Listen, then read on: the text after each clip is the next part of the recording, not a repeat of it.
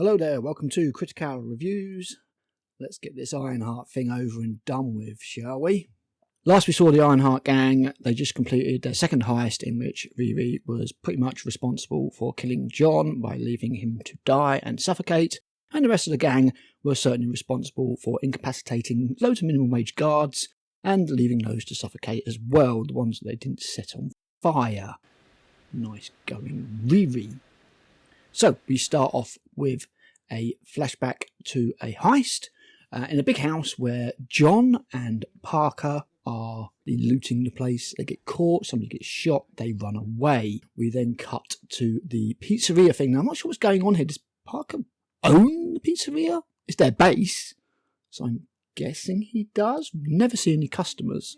Anyway, they're talking about John. Slug's like, oh, we could talk about our best memories of him, all that kind of stuff. Parker's pretty upset. Riri is acting really, really shifty. She's like, you got anything for me? Because he says, look, our next job's coming up. Gotta get ready. And he's like, yeah, I've got plans for you. Not at all dodgy at all. Back in Riri's room, she's analysing the piece of the hood that she managed to steal in the last episode. And she's like, oh, have you heard anything from Joe yet? He's got to have some ideas. So she doesn't want to check on Joe because she left the patch behind. He asked her to promise that it wouldn't backfire on him and he wouldn't get caught and he wouldn't be implicated. She's not worried at all that that's happened. She's just, I need something. Can you get hold of him? And Natalie's like, no, I keep getting this voicemail. So Natalie AI, I guess, is her personal assistant. Phone him yourself, you lazy bitch. She goes to Joe's and it's all wrapped up in police tape. I guess they work fast. And this prompts her to check her phone, where she sees there's a report about Ezekiel being arrested. I guess she doesn't look at the news any other time. News reports slagging him off. And then we cut to the DEI gang and we get a sequence just basically telling us things that we already know. The hood is taking an ice bath, under the water, not breathing. It's the implication given at least. The report is playing in the background.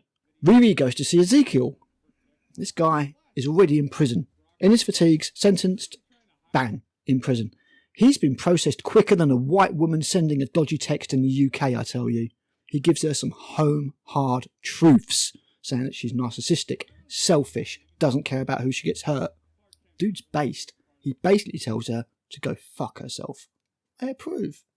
So Riri goes to the gang to try and get what she wants. And Parker is watching that same report. He's really getting the money out of that news footage. And he shows her and says, do you know anything about this guy? I think, he's something to do with you.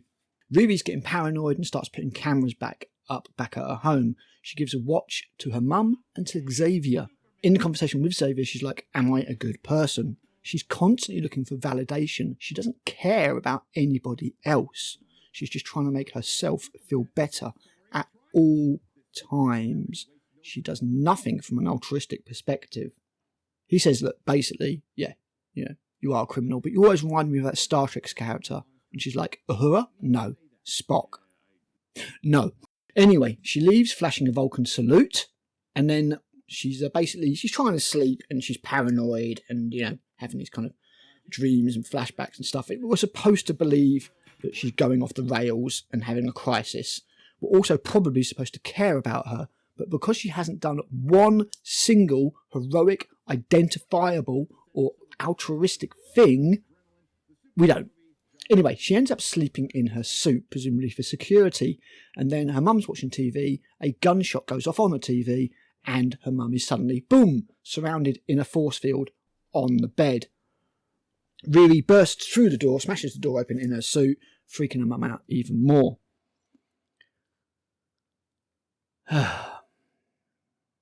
So Riri at this stage is pretty ragged, falls apart on her mum and asks for an aura bath.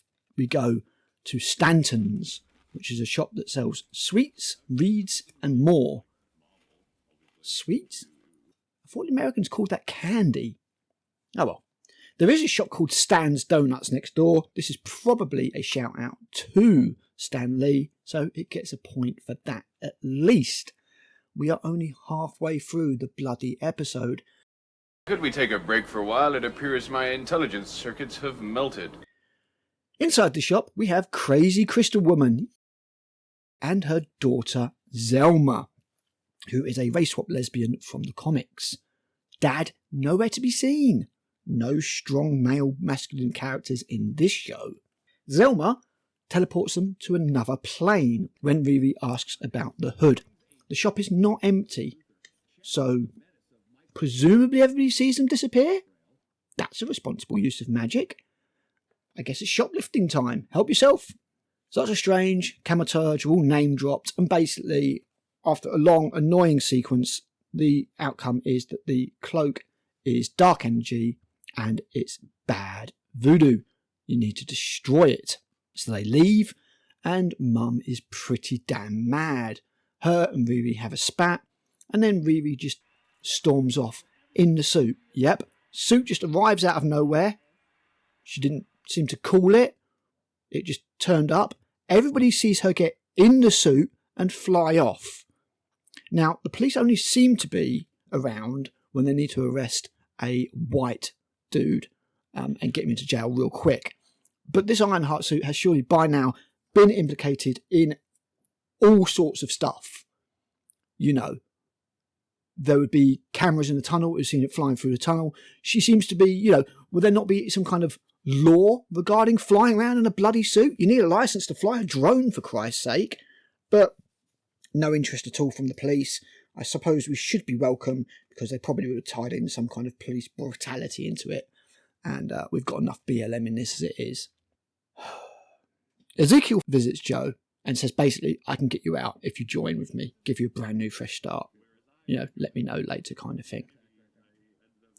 Riri, in the meantime, flies to Joe's secret bunker, tries to get in the door. She can't get in, so she asks Natalie, who is basically, Natty is the suit now. She is just a suit. Asks Natalie to bust through the door. Natalie's like, have you checked under the doormat? There's a key under the doormat.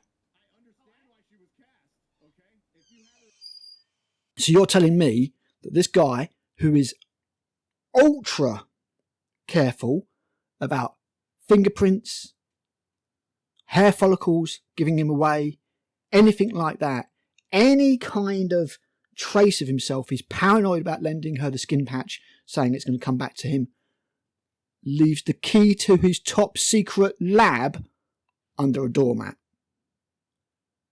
Under his fucking doormat. Right.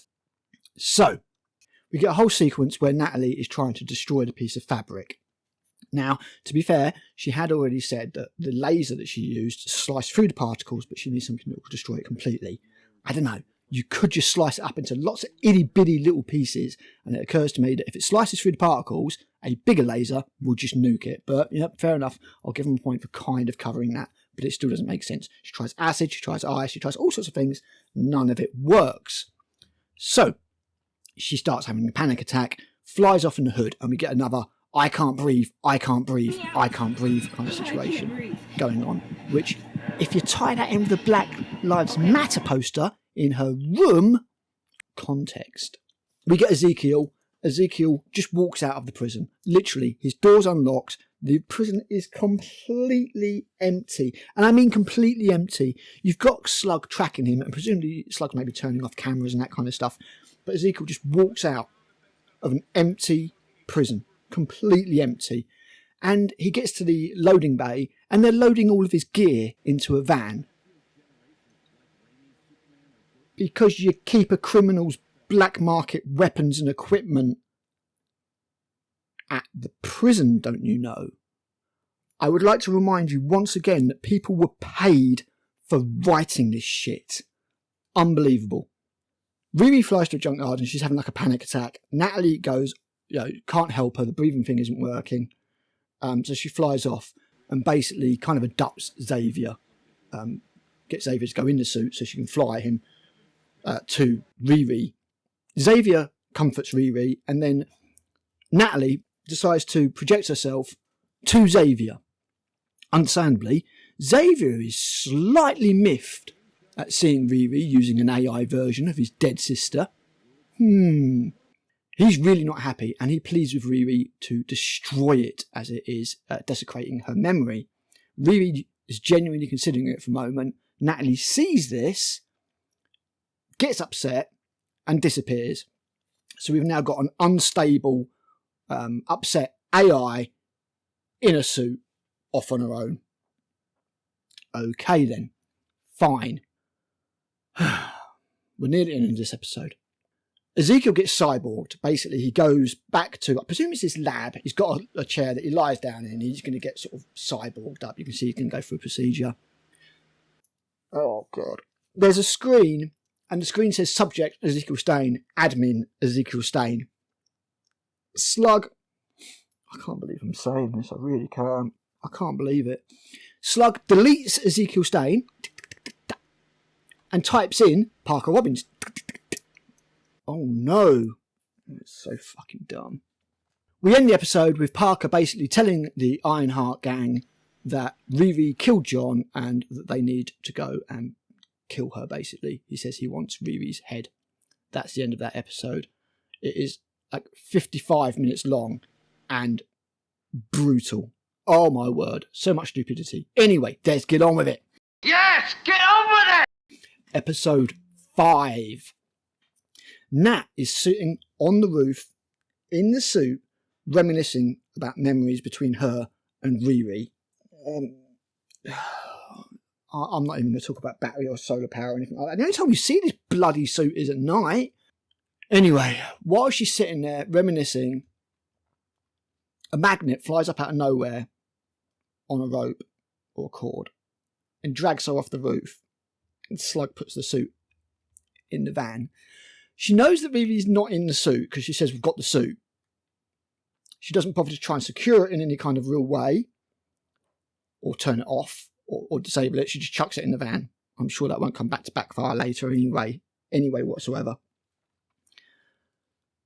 We then cut to Riri and Zelma in a White Castle. I have no idea what a White Castle is. It looks like a fast food joint. I mean, we've got real castles over here. They're not everywhere, but I literally live within a mile, maybe 2 miles of Nottingham Castle. We have proper castles. We get a load of Doctor Strange backstory with, I can't remember his name, because it is whatever his name was, and the whole Dormammu thing. Basically, you got Zelma saying this is mega bad, Juju, you need to watch it. And we was like, nah, I can handle it, it's fine. This guy looks like a complete pussy. Oh, right, okay, I hope you're prepared for the fucking stupidity that is about to happen. The twins turn up for Riri, say there's a poisonous snake in the building, they need everybody to leave. Obviously, everybody's like, shut up, you don't look like health inspectors. So they slam some dude's head into a table, and everybody's like, oh god, we better leave. So they all leave. We then get a sequence of the twins that have taken out, or the fantabulous, sexually ambiguous duo. I don't know, don't care, I don't think it's even been mentioned. None of these characters have anything behind them at all. Literally, the only thing we know about this pair is that they like underground bare fist fighting. That is it. There's no characterization beyond that at all. It's awful writing. Anyway, it's not even worth talking about. The twins are trying to kill Riri. If they had a gun or something, I suppose it'd be quite easy, but no, they decided to try and do it just by hitting them up, beating them up and stuff. These twins that have managed to take out countless security guards, minimum wage, but probably trained in some way at least, cannot cope with a 4'11", 90-pound black girl. Nope. That's their weakness. That's their kryptonite, apparently. They just can't do it. She's giving them the run around something chronic, hitting them with things in the kitchen. She takes a couple of hits, but no problem at all. Where these hits smack out Sparko, a security guard, really? No, she just keeps on going. Eventually, they kind of manage to corner her, and one of them gives her an almighty kick and sends her flying. We see, as she hits the deck, that there is nothing between her and the one that kicked her. Nothing at all. So she's lying on the ground. And then we cut and we see there's a watch there. That definitely wasn't there a second ago, but from another angle, there's the watch there. So she's like, okay, just make it quick. Kill me. Quick, clean shot. What? Oh yeah, they've got a gun. They had a gun the whole time. Just wasn't needed until now when the script required it. I want to hurt the writers. I want to hurt them. I want to hurt them and make sure that they can never hurt anybody with their horrible, horrible writing ever again. Even though they're not that close to it. It happens anyway. So they draw the gun, they shoot Riri, the force field pops out of the watch, stops the bullet. That's it, there you go, bang, yeah. Riri rolls the force field away. That's the twins taken care of. It's time for the next one to turn up, because why would you all attack at once? Clown at the door with an explosive.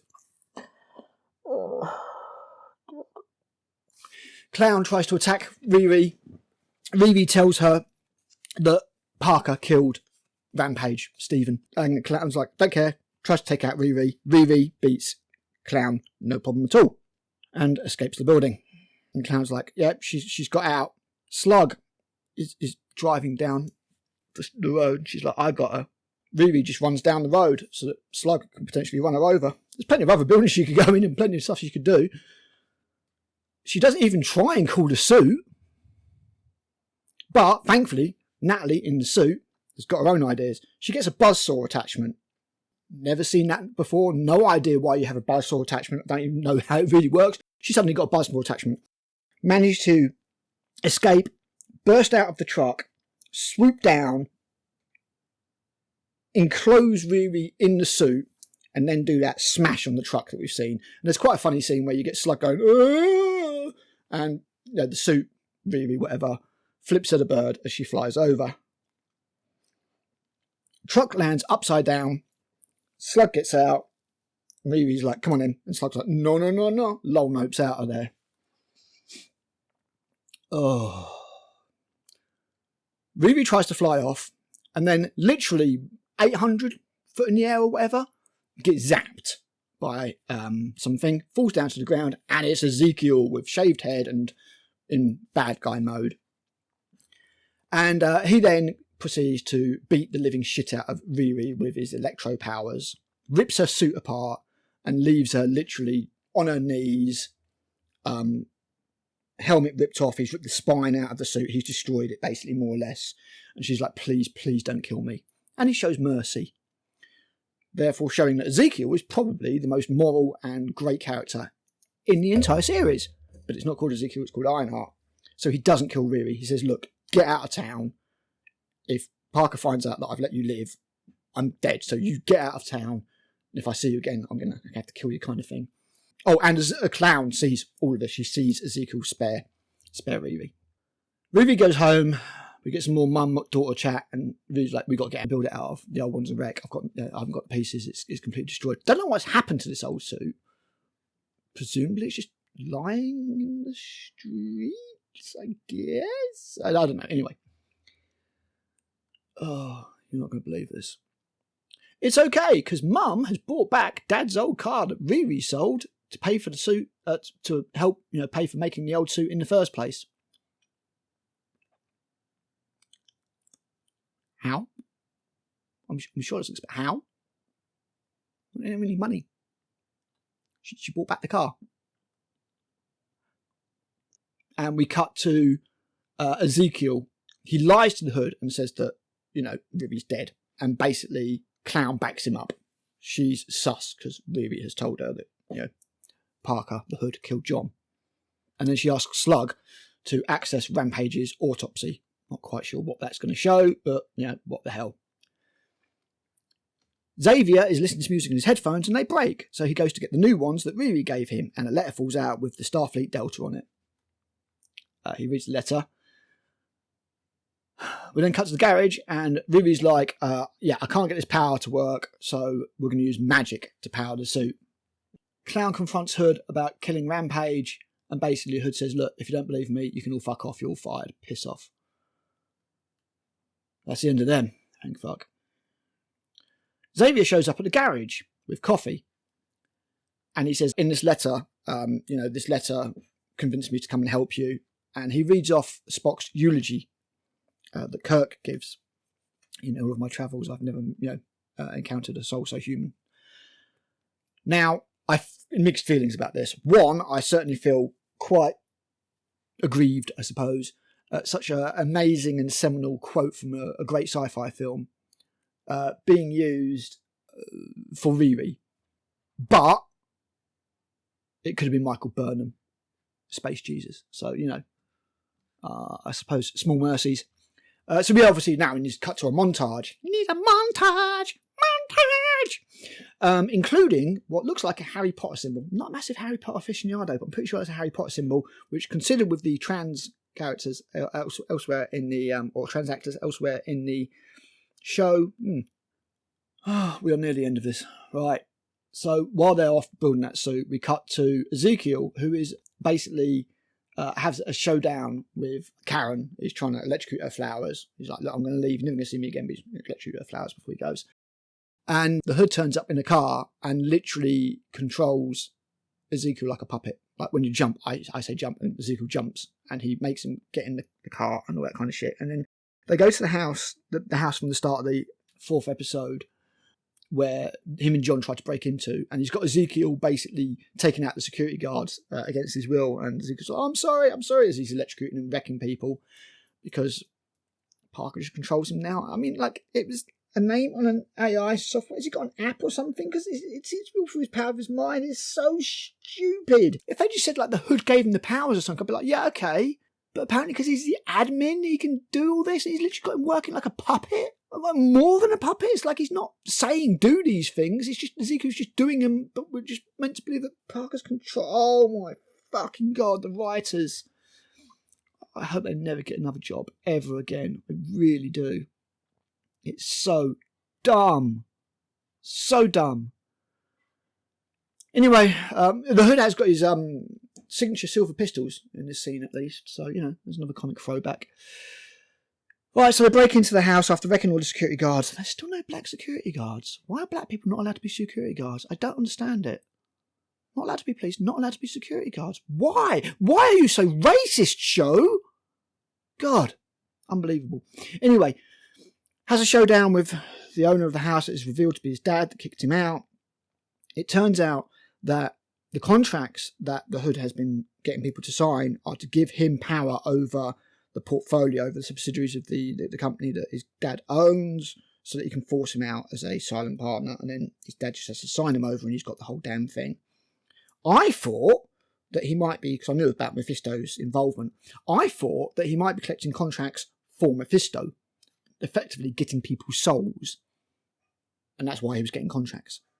Apparently I am more imaginative than the writer of this show, because he's not doing that. He's just been after the company.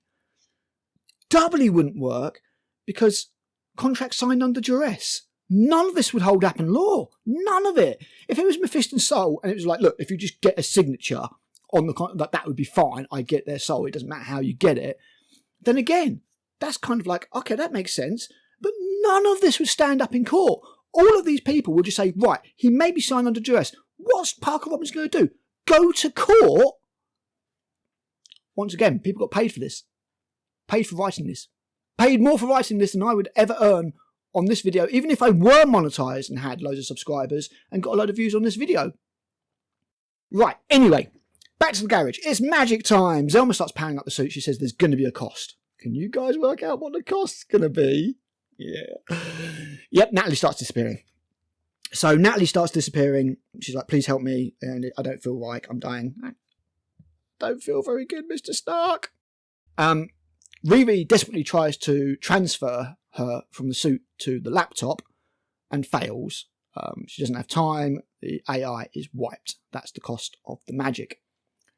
Riri is such a genius that she doesn't think to keep a backup of a critically essential, both in a personal and a technological way, AI. Genius. Also, how the hell do you fit an entire AI personality onto a laptop? Pretty sure even Tony Stark. Anyway, deep breath. Deep breath. That's the end of episode 5. Here comes episode 6, the finale. The finale is shorter than the last 2 episodes.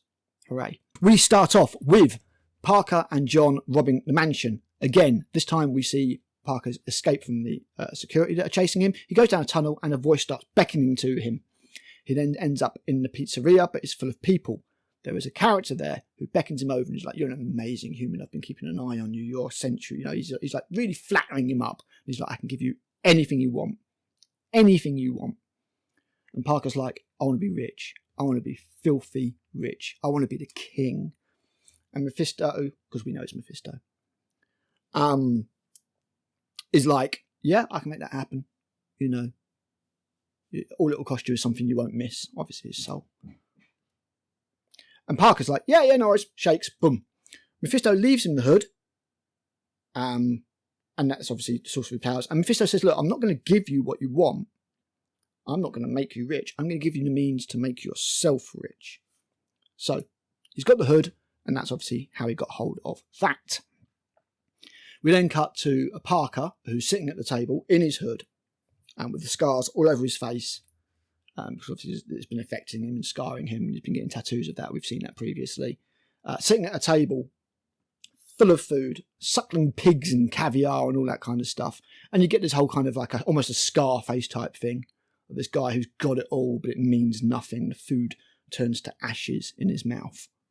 Great Megadeth tune there, by the way. Ezekiel's there as well. The hood instructs him to eat. He says no, he's not hungry. The hood's like, you do what I say. He's on a power trip. Ezekiel tries to stab him with a fork, but Parker says, you are programmed to not allow me to be hurt, which includes you. Which doesn't explain the last episode. Or what's to come. And he makes Ezekiel stab himself with the fork. That's that. Right, done.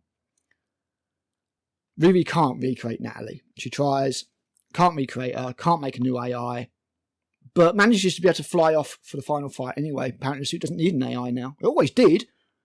This one must be more super advanced. That she built out of a car. Like a car's engine. And car body panels. And the chassis. A more advanced suit powered by magic.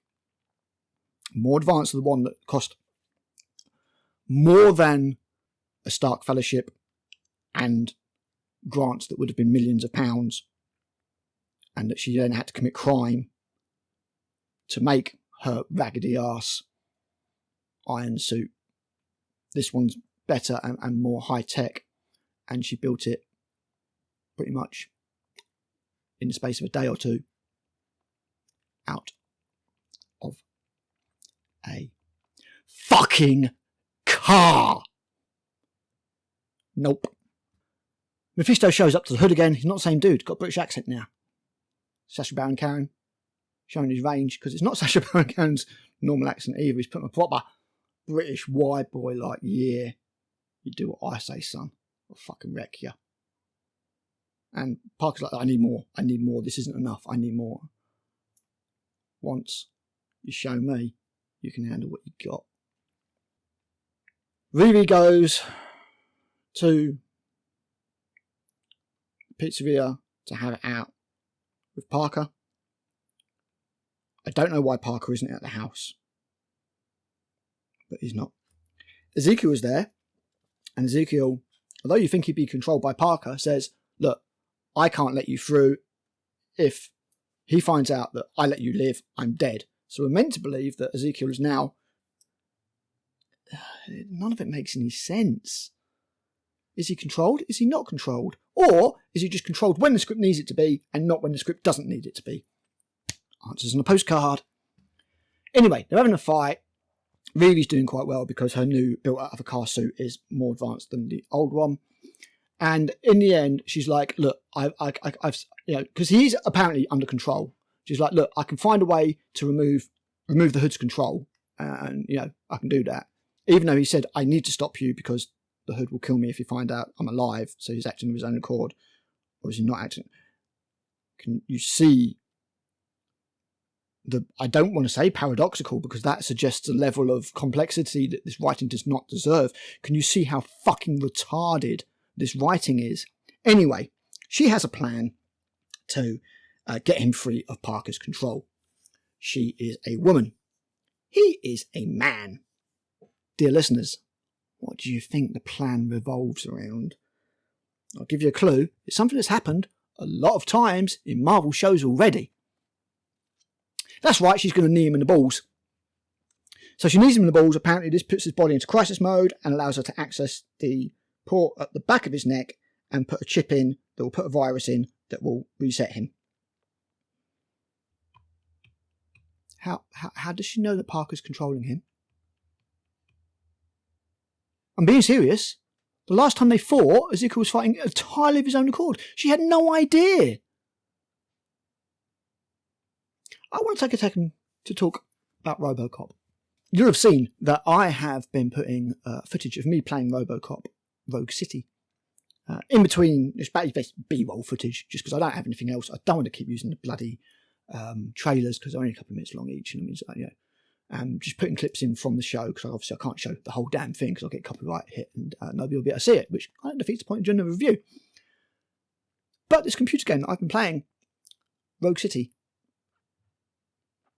is better written than this by a order of magnitudes. Not only do you have the core conceit and the core plot, which is, as always, Alex Murphy, RoboCop, struggling with his former human identity and memories, causing him here to glitch out and actually cause his partner to be seriously injured. You actually have a host of side characters that you meet through doing little side quests and stuff that are more realised and more developed than anything in this show. Like, there's one where you've got to go and look at some servers to see which was broken, and you find out that the guy's down there because he feels like a detective while he's down there, because it makes him feel like he's doing the sort of the investigative work as he works on all the computers and everything. And you're like, oh wow, that character's kind of cool. And then, because obviously Officer Lewis has been shot again due to malfunctioning as RoboCop, you have police officers that are feeling the grief and the shock of one of their own being shot and having nearly dying. She's not dead, but nearly dying, and RoboCop has to go around, and in this particular side quest, he's getting a get well card for Anne Lewis signed, and some people who are just not dealing with it very well, and you get to talk with them, and you get some really cool little character moments and dialogue. And then you've got the psychiatrist that's looking into RoboCop, and she's trying to sort of find out what's going wrong with him. And you find out that she has a prosthetic hand because her hand got shot off by a Ed 209 robot, thinking that mistakenly she had a gun, and basically vaporizing her hand. And she's a bit leery of machines, malfunctioning machines, and she wants to find out what's getting on at RoboCop. This is all really good writing in a computer game that I'm playing while I've got Ironheart going on, and it's magnitudes better than this shit. Magnitudes better. Don't watch Ironheart. Play RoboCop Rogue City. Seriously, it's a better story. It's better writing. It's very good. And I just need to tell you, dear listeners, that not only did I watch all of these episodes 4 to 6 once, I forgot, more or less, it was a few days ago, I kind of forgot what had happened. So I watched them again to refresh myself, and nearly immediately forgot what happened again. There's nothing memorable here. There's nothing that will stick in the memory at all. And then I did the recording while sort of clicking through the videos to sort of prompt myself, so I could try and do it in the moment so I didn't forget again. And then after the recording, my computer crashed and I lost all the recording, so I had to watch the whole damn thing again. This time I made loads of notes, and that's what this recording is from. Just want you to know how much I've suffered for you guys. I hope you appreciate it. You're all worth it. But yeah, RoboCop Grey, Ironheart, shite. Anyway, let's get this shit over and done with, shall we? Ezekiel has been taken out with the knee to the groin. It's time for the Hood versus Ironheart. Massive throwdown. Not really, no. He turns demonic. She's like, oh, what have you done to yourself? And he's starting to wreck her up a little bit. And then she sort of explodes the suit, and she's kneeling there, and he's going to take her out, and he shoots her. And it turns out that it was a hologram. Powers of the Hood didn't show him. Maybe Mephisto was just fucking him over. Quite possibly continuing what's about to happen.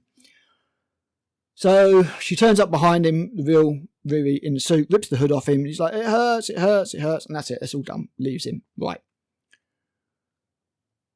Riri then walks into the pizzeria, and Mephisto's got her, and he's like, look, you're special. I want you. And she's like, there's nothing you can offer me. But while she's saying it, she's thinking of Natalie. And Mephisto's like, death's tricky, but, I can make it work. And we get to the scene, and there's Natalie there, and Riri thinks she's managed to recreate the Natalie AI, but then Natalie touches her, and we cut back to Mephisto, and we cut to Natalie, and we cut to Mephisto, and we cut to Natalie, and then we see Mephisto's real reflection in a spoon, and we get to see the red face and everything. And then Riri is like, it's just me you want, nobody else, yeah? And Mephisto's like, yeah, just you, There's nothing you're going to miss. So Riri shakes hands with Mephisto, signs her soul over to the devil, and hugs Natalie, the real Natalie, who's come back. There's your show. That's it. There's an after credits scene where Parker Robbins goes into the magic shop, the Stantons, and says he's looking into magic, proper magic. That's it. That's your show. Obviously baiting for a cliffhanger. Season 2. It ain't going to get a season 2. Nobody gives a fuck. Right, review time. Thanks for sticking with me this long. This part will be brief. Riri is a horrible character. She does nothing heroic. She saves nobody. Absolutely nobody. Every single action that she takes is basically for her own benefit. She is not a hero. Not in any way whatsoever. She is really unlikable. And although I think Dominic Thorne is doing a fairly good job of the acting, in all honesty, way better than it was in Wakanda Forever, the character's a dud. It's an absolute dud. There's not 1 second. The core conceit of the show is absolutely fucking flawed from the ground up. We are shown time and time again that Riri has to commit crime to get the money to build her Ironheart suit. And then at the end of the show, she builds one out of a car in a couple of days. Yeah, that's the sound of collective fucking hands hitting foreheads. I'll say it again. She commits so much crime, and she justifies it all that she needs the money to build her suit, to develop her suit. And then at the end of the show, in the last episode, she builds one out of a fucking car and some junk. The suit apparently needs an AI to run, apart from when it doesn't. The suit apparently has an totally unexhaustible battery that lasts for as long as it needs to, until the script doesn't need it to. The writing is dog shit. It is absolute dog shit. It is unbelievably bad. Deus Ex Machina and Deus Ex Magica abound. Annoying characters. The DEI Ironheart gang. Most of them can't act. They're terrible. Ezekiel is the best character in the entire show, and they try and paint him out as some pathetic loser. But the fact is, he's the only one who actually wants to help people. It's unbelievable. It's really, really bad. Now, there are some moments in the show that I thought were okay. There was a few moments now and again that I thought, that's a half-decent bit of characterization there. There's a moment between characters or a bit of dialogue, and there's something there. But you can't look past the fact that the entire show is fucked from the ground up. It's absolutely rotten. It makes no sense. Nobody's really likeable. I like Natalie more than anybody else. But she just uses this kind of weird emotional crutch and a way to automate the suit. Apart from when she doesn't need it to fly the suit. We're made to believe that this AI is so important that the suit can't possibly function without it. And then in the final battle after she's built the suit out of the car, no AI is needed. When Natalie disappears, she doesn't need to make a new AI. She doesn't even try to make a new AI. She just flies off without it. But apparently at the start of the show, the suit falls apart without an AI. That's why it crashes, and that's why she needs to make the AI. I want to drown the writers in tar. I can't believe it. And the only recourse that people will have for criticism of this show is you're a racist. You're a racist. You don't like it because it's got black people in it. I don't like it because it was written by fucking morons. And your lead character is an unlikable, narcissistic, selfish, self-obsessed, greedy moron. You're saying she's a genius. She doesn't do anything that's genius. She invents genius things overnight, but doesn't have the nous to be able to make money from them. She seems to think that she needs to keep committing crimes to make thousands of dollars when she can make billions with her inventions.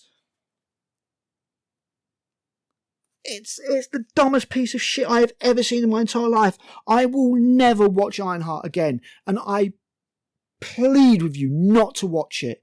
The MCU is fucked. Them releasing this before Fantastic Four is a ridiculous idea, and will probably do damage to that film as well. Whatever it took, whatever they had to pay, whatever contract compensation they had to go through, they should have done it and not released Ironheart.